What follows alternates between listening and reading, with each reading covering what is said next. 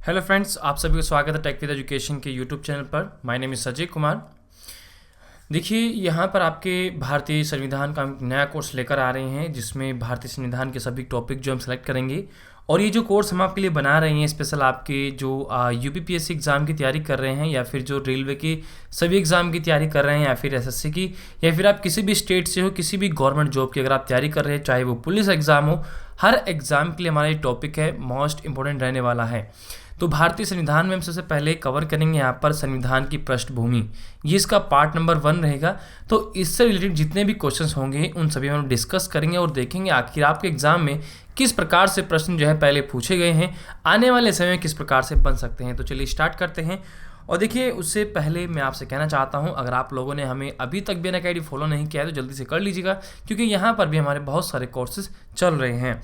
अब देखिए, यहाँ पर मैं एक प्लस एजुकेटर हूँ, यहाँ पर मैं लाइव क्लास लेता हूँ। अगर आप हमारे यहाँ कोर्सेज को परचेस करना चाहते हैं तो आप अनअकैडमी पर जाकर यूपीपीएससी या फिर यूपी कैटेगरी को सर्च कर अगर आप उस कोर्स को खरीदते हैं तो आपको बेनिफिट मिल सकता है। रेफरल कोड यूज़ कीजिएगा अजय कुमार सर, इसमें आपको कुछ डिस्काउंट जो है मिल जाएगा। यहाँ पर एक वेरीफाइड, एक स्टार, एक प्लस यहाँ पर हम एक एजुकेटर हैं। तो चलिए शुरू करते हैं आज का अपना टॉपिक भारतीय संविधान का, जिसमें टॉपिक है संविधान की पृष्ठभूमि।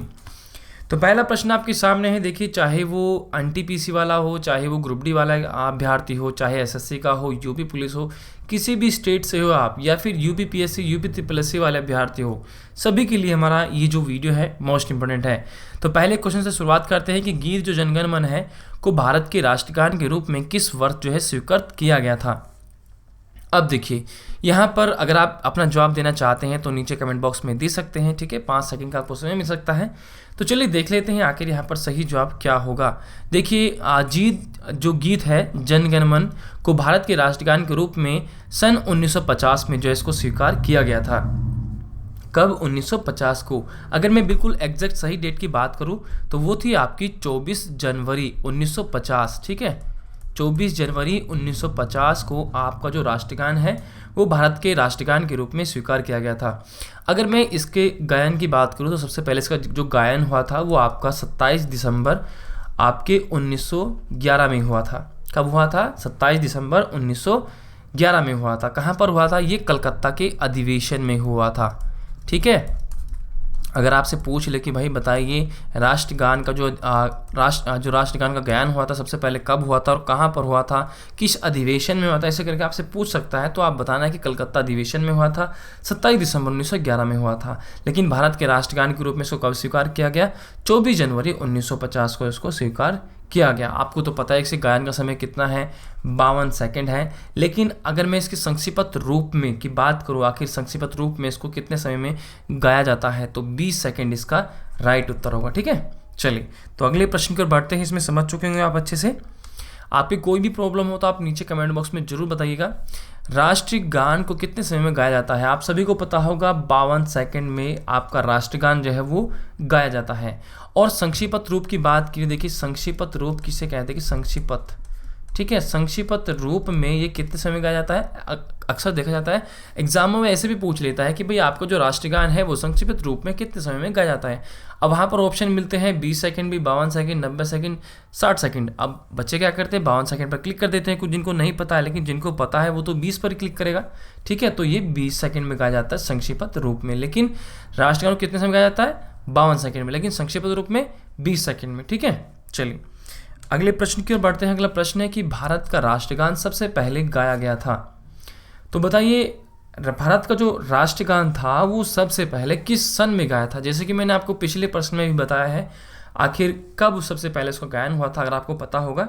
उम्मीद है आपका जवाब आ चुका होगा। और देखिए, इसका राइट जो उत्तर है, देखिए 1911 में, ठीक है। एग्जैक्ट जो डेट थी वो थी आपकी 27 दिसंबर 1911 में जो है ये सबसे पहले राष्ट्रगान गाया गया था, इस डेट को। और कलकत्ता के अधिवेशन में गाया गया था, ठीक है। किसके अधिवेशन में? कलकत्ता के अधिवेशन में ये गाया गया था, ठीक है। ये आपको याद रखना। अगर आपसे पूछ ले कि कब इसको भारत के राष्ट्रगान के रूप में स्वीकार किया गया था, तो ये 24 जनवरी 1950 में इसको स्वीकार किया गया था। अगला प्रश्न है आपका कि भारत का अंतिम अंग्रेज वायसराय कौन था? जो भारत का अंतिम अंग्रेज वायसराय था वह कौन था? चलिए देख लेते हैं आखिर उत्तर इसका क्या होगा। देखिए इसका सही जवाब होगा लॉर्ड माउंटबेटन। देखिए जो भारत के अंतिम जो अंग्रेज वायसराय थे वो आपके लॉर्ड माउंटबेटन थे। अब देखिए अगर मैं इनके कार्यकाल की बात करूँ, आखिर जो लॉर्ड माउंटबेटन जो अंग्रेज वायसराय थे इनका कार्यकाल कितना रहा था। देखिए इसका कार्यकाल था आपका 23 मार्च, ठीक है, 23 मार्च 1947 से लेकर ये रहे थे आपके 15 अगस्त 1947 ईस्वी तक रहा था। ठीक है, इतने समय तक इनका कार्यकाल रहा था। ठीक है, भारत के ये अंतिम अंग्रेज वायसराय थे। ठीक है, और इसके अलावा अगर मैं बात करूँ तो देखिए ये भारत के गवर्नर जनरल के रूप में भी रहे हैं। भारत के ये गवर्नर जनरल के रूप में भी इन्होंने अपना कार्यभार यहाँ पर संभाला था। उनका अगर उस समय के कार्यकाल की बात करूँ आखिर जब ये गवर्नर जनरल बने तो उस समय इनका कार्यकाल कितना था, तो देखिए इनका कार्यकाल शुरू हुआ 15 अगस्त 1947 से आपके 21 जून, ठीक है, 21 जून 1948 तक जो है इनका कार्यकाल रहा था आपके गवर्नर जनरल के रूप में। लेकिन अंतिम अंग्रेज वायसराय के रूप में 23 मार्च 1947 से 15 अगस्त 1947 तक रहा था। ठीक है, तो ये थे आपके भारत के अंतिम अंग्रेज वायसराय। अगला प्रश्न है आपका कि संविधान सभा के सदस्यों ने भारत के संविधान का प्रारूप तैयार किया, वे कौन थे, बताइए। उम्मीद है कि आपका जवाब आ चुका होगा और देख लेते हैं आखिर इसका सही जवाब क्या होगा। और आपका राइट उत्तर होगा, देखिए वे विभिन्न प्रदेशों की विधानसभाओं से चयनित सदस्य थे। देखिए जो भारत का संविधान है उसको जो प्रारूप है उसको तैयार करने वाली जो संविधान सभा है उसके जो सभी सदस्य जो हैं जो विभिन्न प्रदेशों की हैं और विभिन्न जो विधान जो सभाएं हैं उनके जो सदस्य होते हैं उनके द्वारा क्या होता है, अप्रत्यक्ष रूप से निर्वाचित किए जाते हैं। ठीक है, तो यहाँ पर हमारा राइट उत्तर क्या होगा, आपका सी ऑप्शन होगा। अगला प्रश्न है कि भारत की संविधान सभा के अस्थायी सभापति कौन थे। उम्मीद है कि आपका जो जवाब है वो आ चुका होगा और इसका बिल्कुल सही जवाब होगा आपका श्री सच्चिदानंद। देखिए साथ में डिस्कस कर रहे हैं तो इसलिए जरूरी है कि आप लोग भी अपना कमेंट बॉक्स में अपना सुझाव दें। आपको किसी भी प्रश्न का जवाब पता हो तो प्लीज़ ज़रूर बताएं। ठीक है, अगर आप हमारे चैनल पर नए हैं तो प्लीज़ हमारे चैनल को सब्सक्राइब करें, वीडियोस को लाइक करें, अधिक से अधिक इस वीडियोस को जो है शेयर करें। तो देखिए भारत की संविधान सभा के अस्थायी सभापति कौन थे, ये थे आपके श्री सच्चिदानंद जी। ठीक है, देखिए क्या हुआ कि 9 दिसंबर 1946 ईस्वी में एक जो आयोजित संविधान सभा थी उसकी प्रथम बैठक में डॉक्टर सच्चिदानंद सिन्हा जी थे, उनको अस्थायी सभापति बनाया गया था। ठीक है, इनकी प्रथम बैठक हुई जो इस संविधान सभा इस डेट को आयोजित की गई 9 दिसंबर 1946 को। तो उस जो सभा थी, संविधान सभा थी, तो उस बैठक में क्या हुआ कि जो डॉक्टर सच्चिदानंद सिन्हा जी थे उनको अस्थायी सभापति बनाया गया था। तो यहाँ पर आपका फर्स्ट ऑप्शन राइट उत्तर होगा। देखिए ये प्रश्न भी कई बार पूछा गया एग्जाम में। अगला प्रश्न है कि संविधान सभा के उद्घाटन अधिवेशन की अध्यक्षता किसने की थी। उम्मीद करते हैं आपका जवाब आ चुका होगा और इसका सही जवाब होगा आपके सच्चिदानंद सिन्हा जी। देखिए सच्चिदानंद सिन्हा जी ने ही संविधान सभा के उद्घाटन और अधिवेशन की अध्यक्षता की थी, क्योंकि ये जो है उसके अस्थायी सभापति बनाए गए थे। भारतीय संविधान सभा के अस्थायी सभापति कौन बनाए गए थे, आपके सच्चिदानंद जी सिन्हा जी। ठीक है, सच्चिदानंद सिन्हा जी, इनको अस्थायी सभापति बनाया गया था। कब बनाया गया था, 9 दिसंबर 1946 की जब संविधान सभा की प्रथम बैठक हुई। ठीक है, अगला प्रश्न है कि संविधान का मसौदा तैयार करने वाली समिति जो थी जिसको ड्राफ्टिंग कमेटी कहते हैं उसके अध्यक्ष कौन थे। चलिए देख लेते हैं आखिर इसका सही जवाब क्या होगा।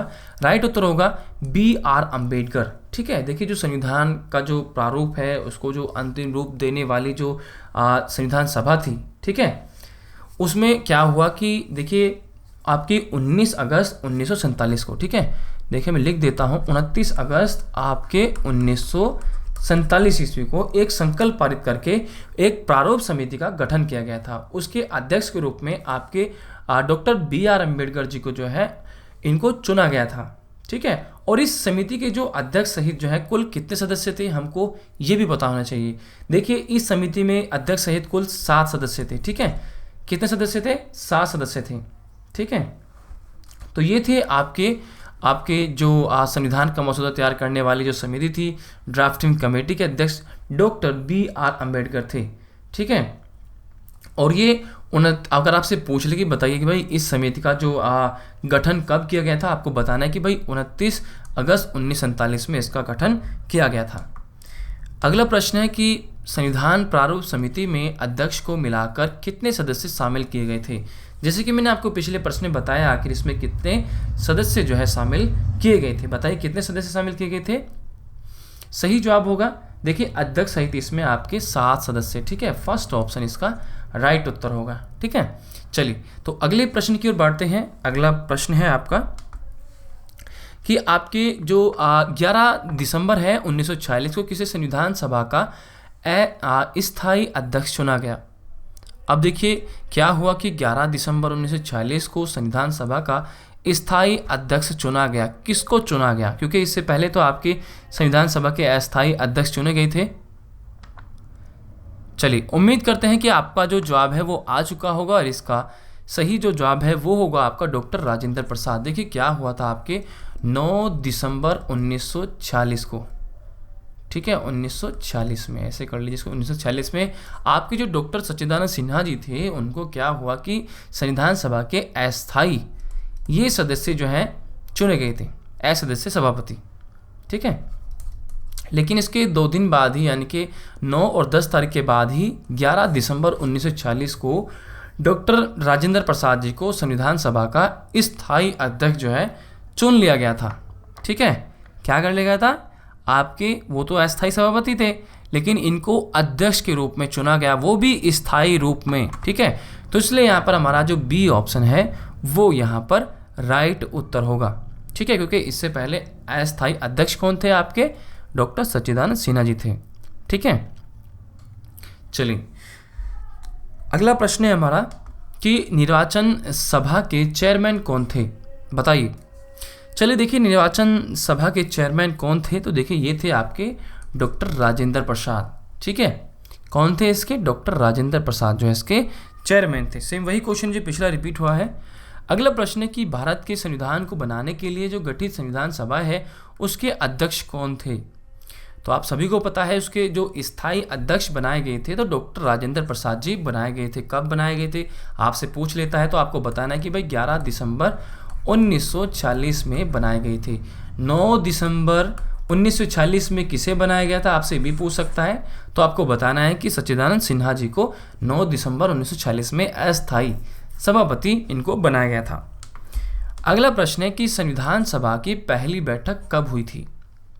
जो संविधान सभा है उसकी पहली बैठक कब हुई थी। देखिए संविधान सभा की जब पहली बैठक हुई उसमें आपके अस्थायी अध्यक्ष बनाए गए थे। कौन बनाए गए थे, सच्चिदानंद सिन्हा जी बनाए गए थे।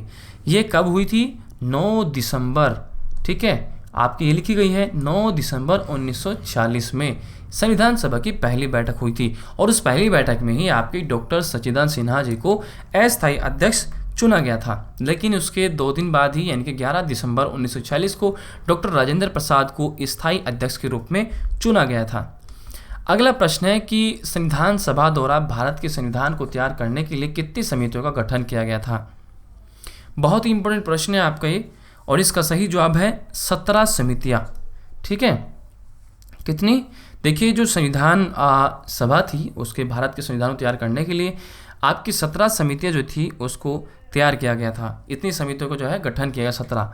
ये जो 17 समितियाँ थी काफ़ी सारे इनके नाम हैं, अगर मैं नाम की बात करूँ तो काफ़ी सारे हो जाएंगे। मैं आपको पहले 5 नाम बता देता हूँ, जैसे कि रियासत समझौता खितरी समिति, मूल अधिकार समिति, अल्पसंख्यक समिति, असम के बाहर समिति, उत्तर पूर्व सीमा समिति, उत्तर पश्चिम सीमा समिति। ठीक है, संघ की शक्ति से संबंधित समिति, यानी कि इस प्रकार से काफ़ी जो है 17 ये समिति जो है इनका गठन किया गया था संविधान सभा द्वारा जो संविधान को तैयार करने के लिए 17 समितियों का। ठीक है, चलिए अगला प्रश्न है कि प्रजातंत्र की जड़ें जो होती हैं निम्न द्वारा नष्ट की जा सकती है। देखिए जो प्रजातंत्र होता है उसकी जो जड़ें होती हैं किसके द्वारा जो है इसको नष्ट किया जा सकता है। चलिए तो देखिए इसका सही जवाब होगा यहाँ पर आपके साम्यवाद की। ठीक है, यानी कि प्रजातंत्र की जो जड़ें हैं वो साम्यवाद के द्वारा जो है नष्ट की जा सकती है, क्योंकि देखिए जो आतंकवाद है और जो विद्रोह है इसके द्वारा क्या होता है कि प्रजातंत्र को अस्थिर और कमज़ोर किया जाता है, लेकिन उसकी जड़ों को समाप्त नहीं किया जा सकता। जबकि आपकी जो साम्यवाद है वो प्रजातंत्र के विपरीत एक शासन प्रणाली है जो प्रजातंत्र के मूल सिद्धांतों को ही बदल देती है। तो ये अगर आपसे पूछ ले कि प्रजातंत्र की जड़ें निम्न द्वारा नष्ट की जा सकती हैं तो साम्यवाद के द्वारा की जा सकती हैं। ठीक है, तो देखिए ये थे हमारे आज के क्लासेस के टॉप यहाँ पर क्वेश्चन जो हमने आपके सामने प्रस्तुत किए हैं। देखिए अगर आप हमारे एग्जाम के रिलेटेड आप किसी भी एग्जाम की तैयारी कर रहे हैं, आप PDF फाइल डाउनलोड करना चाहते हैं तो आप हमारी इस वेबसाइट पर चले जाइएगा www.techvideducation.com। यहाँ से आप बिल्कुल फ्री में सभी PDF फाइल डाउनलोड कर सकते हैं। ओके, और आप हमारे टेलीग्राम ग्रुप से भी जुड़ सकते हैं। देखिए वीडियोस को जरूर लाइक करें, टेलीग्राम ग्रुप पर जो लिंक है आपको नीचे मिल जाएगा।